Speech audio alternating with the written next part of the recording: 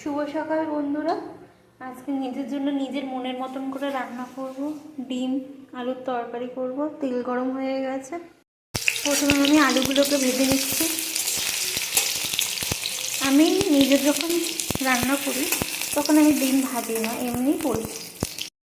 আলুর মধ্যে অল্প লবণ আর অল্প হলুদ দিয়ে আমি একটু ভাজা ভাজা করে নেব। আলুগুলো ভাজা হয়ে গেছে, এবার তুলে নেব। এখন আমি টমেটোগুলোকে দিয়ে দিলাম, পেঁয়াজও দিয়ে দিলাম।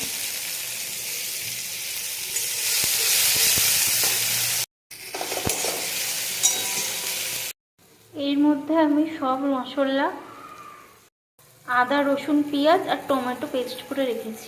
এখন আমি কড়াইতে এটা দিয়ে দিলাম।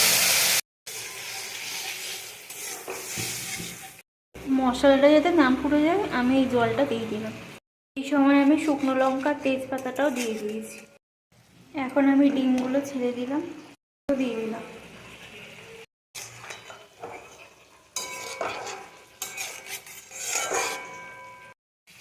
আমি অল্প করে ফাঁকি লেবুর রস দিয়ে দিলাম। দেখুন মশলা থেকে তেল বেরিয়ে গেছে। এবার আমি পরিমাণ মতো জল দিয়ে দেবো।